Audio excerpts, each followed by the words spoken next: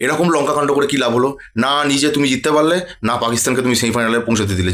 আজকে আমার মতো কারা কারা ভেবেছিল যে পাকিস্তানের ব্যাটিং দেখার পর শ্রীলঙ্কা হয়তো ইচ্ছা করে আজকে এই ম্যাচটা হারছে কিংবা হারতে চলেছে? তার কারণ হচ্ছে একটাই, সেটা হচ্ছে পাকিস্তানকে সেমিফাইনালে যদি তুলে দেওয়া যায় তাহলে কিন্তু শ্রীলঙ্কার ক্রিকেট বোর্ডের কিন্তু একটা বিশাল বড় রেভিনিউ কিন্তু আসতে পারে তাদের মানে ঘরে। এরকম একটা চিন্তাভাবনা হয়তো অনেকেই করেছিল। তার কারণ হচ্ছে যদি পাকিস্তান সেমিফাইনালে যেত তাহলে কিন্তু এই টুর্নামেন্টের সেমিফাইনাল এবং ফাইনাল এই দুটোই কিন্তু শ্রীলঙ্কায় অনুষ্ঠিত হতো, যার ফলে কিন্তু লাভ কিন্তু পুরোটাই তুলতে পারতো শ্রীলঙ্কান ক্রিকেট বোর্ড। কিন্তু আমরা ভুলছিলাম, তার জন্য আমরা ক্ষমা প্রার্থী।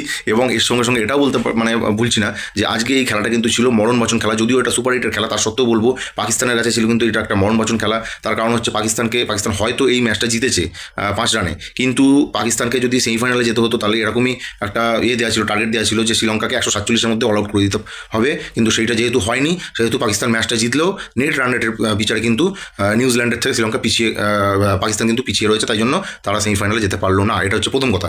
দ্বিতীয় কথা সেটা হচ্ছে আজকে যে ম্যাচের ফলাফল, সেটা হচ্ছে প্রথমে ব্যাট করে পাকিস্তান কিন্তু দুর্দান্ত মানে একটা ইনিংস খেলেছে। দুটো ওপেনার, একটা হচ্ছে ফখর জামান এবং সাইফজাদা ফারহান, এই দুজন। ফারহান কিন্তু একটা রেকর্ডও করে দিয়েছে। বিরাট কোহলি এর আগে টি-20 ওয়ার্ল্ড কাপে সর্বোচ্চ রানস করার ছিল, সেই রেকর্ড কিন্তু ভেঙে দিয়েছে ফারহান। তো আজকে একটা সেঞ্চুরিও পেয়েছে সে, এবং তার সঙ্গে সঙ্গে ফখর জামানের কথা ভুললে চলবে না, সেও একটা দুর্দান্ত ইনিংস খেলেছে। পাকিস্তান মোটামুটি 16 ওভারে 176 রান পর্যন্ত প্রথম উইকেটের পতন হয়।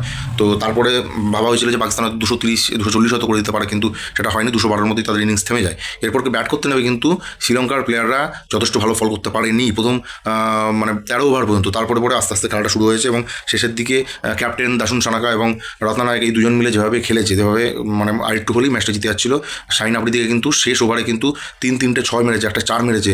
শেষ ওভারে 28 বাকি ছিল, কিন্তু কোনো ক্রমে পাকিস্তান ম্যাচটা জিতেছে মাত্র 5 রানে।